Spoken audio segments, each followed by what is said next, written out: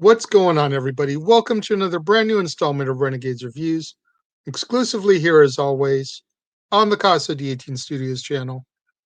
I, of course, am your host, the Renegade JJ Williams, and today we do our swan song to the original cast of the Starship Enterprise as I discuss from 1991 Star Trek VI, The Undiscovered Country, starring William Shatner, Leonard Nimoy, DeForest Kelley, James Doohan, George Takei, Walter Cohen, Nichelle Nichols, Kim Cattrall, Christopher Plummer, Iman, Michael Dorn, and Christian Slater.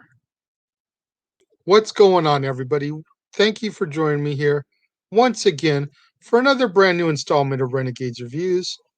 And like I said in the intro, today is our swan song to the original crew of the Starship Enterprise. We're going to take a look at Star Trek VI, The Undiscovered Country. It's going to be a good one. It's going to be a sad one because it's the last time the entire original crew will be together in a film. But let's get right into it here, shall we? Captain's log, star date 202124.5. It's the year 2293, and the starship USS Excelsior, commanded by Hikaru Sulu, is struck by a shockwave and discover that Praxis, a Klingon moon, has been destroyed. The loss of Praxis and the destruction of the Klingon homeworld's ozone layer throws the entire Klingon Empire into turmoil. The Klingons can no longer afford war with the United Federation of Planets, so they pursue peace instead.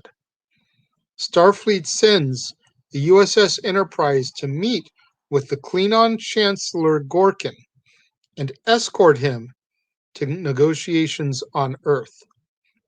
Captain James T. Kirk, whose son Daniel was murdered by Klingons back in Star Trek III, The Search for Spock, opposes conciliation and resents the assignment. The Enterprise and Gorkin's battlecruiser rendezvous and continue towards Earth. The two command crews share a meal aboard the Enterprise, but it turns tense quickly. Later that evening, the Enterprise appears to fire torpedoes at the Klingon ship, disabling its artificial gravity. During the confusion, two men wearing Starfleet spacesuits beam aboard the Klingon ship, kill two Klingon crewmen, and wound Gorkin before escaping. Kirk surrenders in order to avoid an armed conflict and beams aboard the Klingon ship with Bones to attempt to save Gorkin's life. The Chancellor dies, and Gorkin's Chief of Staff, General Chang, arrests and tries Kirk and Bones for the assassination. The pair are found guilty in the trial and sentenced to life imprisonment on the frozen planetoid Rura Penth. Gorkin's daughter, Ozidber, becomes the new chancellor and continues diplomatic negotiations. For the sake of security, the conference is relocated and the new location is kept secret. While several senior Starfleet officers want to rescue Kirk and Bones, the Federation president refuses to risk a full-scale war, even if the Federation stands a good chance of winning. Ozidber likewise refuses to invade Federation space. Kirk and Bones arrive at the Rura-Penth mines, where they are befriended by a shapeshifter named Marcia, who offers them an escape route. But in reality, it's just a ploy to make their arranged deaths seem accidental.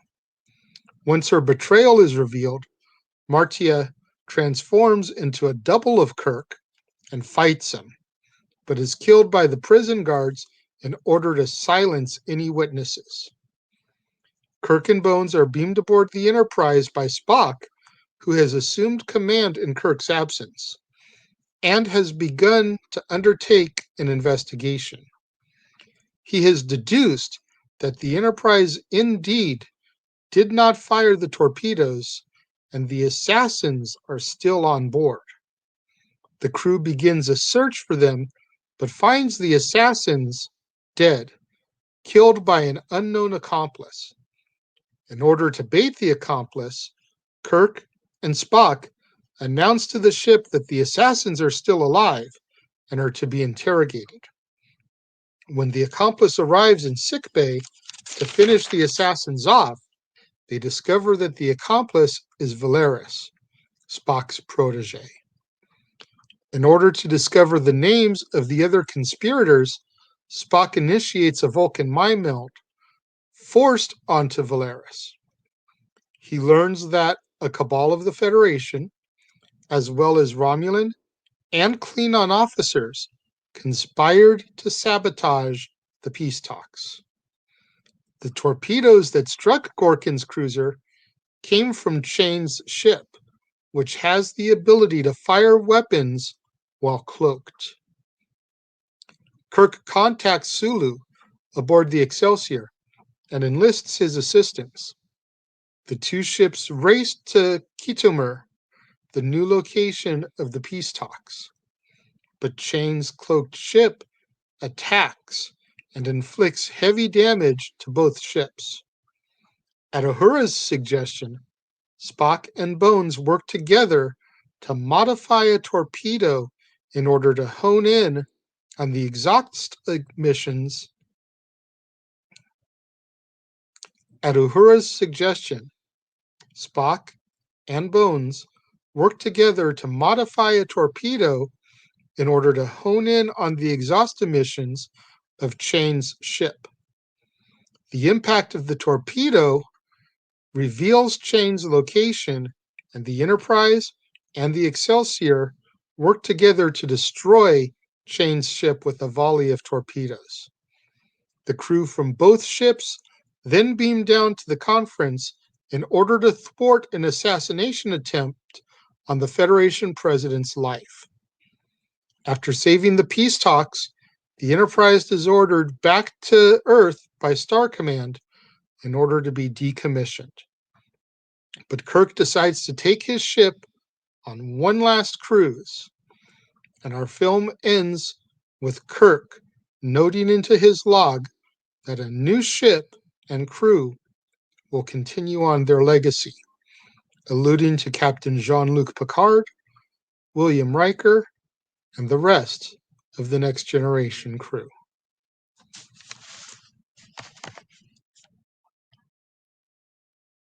I feel like this was a great swan song for the original crew.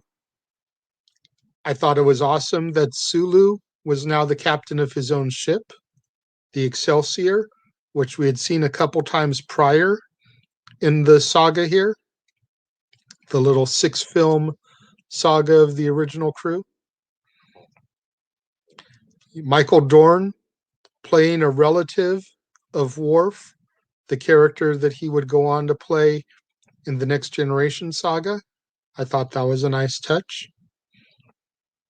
I thought Kim Cattrall as Valeris, Spock's protege and the accomplice of the assassins, did an awesome job in her role.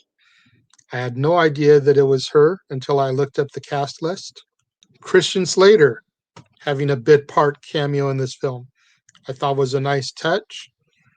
His mom was the casting director of the film, and she asked Christian if he would appear for a couple minutes, and he did. You know, she wanted to try to load it with as many stars as possible, hence Iman, Kim Cattrall, Christian Slater. Like, there's a bunch of people in this film. And I thought that it was a really cool, star-studded farewell. I thought it was a nice touch at the end to kind of allude to The Next Generation, which had already been running by this point. So to just drop that little mention at the end about a new ship and crew carrying on its legacy, really nice, easy way to kind of segue into what will be the next film, Star Trek Generations. And I can see why the even numbers get so heavily praised. The only one that I had a little bit of an issue with was 2. Like I said, because I'm not a big Star Trek fan, I have never been. So I had never seen the TV show. I don't know the episode where Khan comes from. And I feel like the continuation of that story is just something that went over my head. But that's just me. What do you guys think? I haven't asked you this yet. What do you guys think of the first 6 films in the Star Trek saga? The 6 films with our original cast. Let me know. If you're watching the premiere, leave your thoughts over here. If you're watching on demand, leave your thoughts down here. But when it comes to my rating for Star Trek 6, again, just like yesterday, I think I'm going to give it 3.5 out of 5 stars.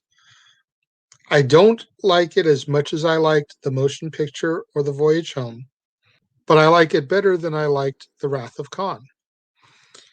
I put this on the same level that I put The Search for Spock and The Final Frontier, kind of in the middle. The original motion picture and The Voyage Home at the top, Wrath of Khan underneath. That's just what I think, though. What do you guys think? Let me know in the comments. Don't forget to get out there on the social medias. Try to get those hashtags trending for me. Hashtag Casa D18 Studios, hashtag Renegades Reviews, hashtag Renegade Returns, and of course, the ever popular hashtag Shenanigans. We interrupt this episode of Renegades Reviews for an important announcement about merchandising. Merchandising? What's that? Merchandising. Come, I'll show you. Merchandising, merchandising, where the real money's made. Make sure you go over to teespring.com/stores/Jeff Meacham Network for all the t-shirts you see here from the West Coast professor, Jeff Meacham himself. You can get shirts for the Jeff Meacham Network, Talk Wrestling, as well as the red and gold Meachamania shirts. And while you're there, don't forget to get your shirts of the Casa D18 Studios Brotherhood, the Dads on Wrestling shirt, the Renegade J.J. Williams, Statboy Sports Bar, and the hashtag StatBoyApproved shirt. Make sure you go over to teespring.com/stores/Jeff Meacham Network and score your shirts today. Don't forget to get out there. Do what that commercial just told you. Go to teespring.com/stores/Jeff Meacham Network for all your official merchandise of the Casa D18 Studios Brotherhood. Get you your Renegade J.J. Williams t-shirt. Get you your Statboy Sports Bar shirt. Dad's Not Always on Wrestling. Hashtag Shenanigans. Hashtag StatBoyApproved. Get you your official merchandise of the Jeff Meacham Network. 3 different designs of the Jeff Meacham Network logo tee to choose from. Meachamania, Talk Wrestling, and so much more. Tomorrow, right back here on the Casa D18 Studios channel, I'll be bringing you yet another brand new installment of Renegades Reviews, and I will be discussing from 1994 Star Trek Generations, the film where part of the original crew meets the next generation, and they join together for a mission. Should be a really, really fun one to tap into. It's been a long time since I've seen this one. This is also going to be the last one that I have seen in its entirety. I've seen the first 7 films previously as I was growing up. It's been a long time since I've seen them all. I've seen bits and pieces of some of the other 3 next gen cast, but I've never seen any of them from start to finish, nor have I seen any of the Kelvin timeline. So those films after tomorrow will be brand new to me. So I'm looking forward to that. June 1st, Renegade Recap. Make sure you tune in as I'll be doing my first ever giveaway. I have 2 copies of Star Wars The Force Awakens on Blu-ray, DVD, and digital, still sealed in the plastic that I will be giving away. 1 copy will go to the highest donor during the episode of Renegade Recap, whether the donation goes to Streamlabs, PayPal, or a Super Chat. So the highest donor will earn a copy. And the other copy will go to a trivia question that I will ask during the broadcast. Winner of that trivia question will score the other copy. When it comes to the trivia question, I need to make sure I throw it out there. You will probably see your answer pop up first on your side of things. Unfortunately, we cannot go by that. You have to remember, we will be broadcasting not only on the Casa D18 Studios channel, but also on the Jeff Meacham Network channel.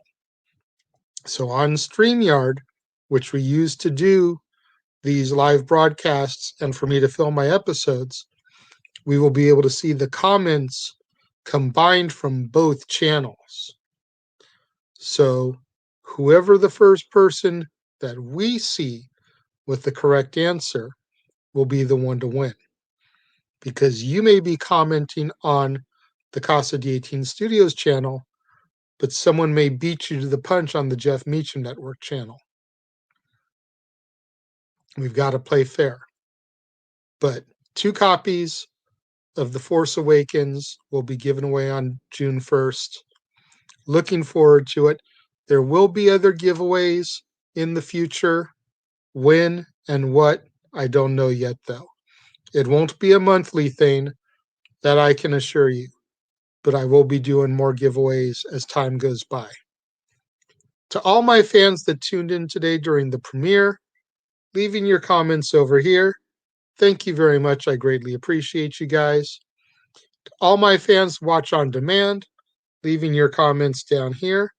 Once again, thank you very much. I appreciate you guys.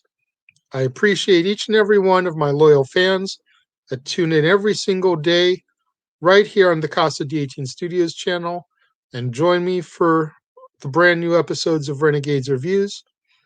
I appreciate each and every one of you guys. Thank you for watching. I will see you guys tomorrow, and live long and prosper.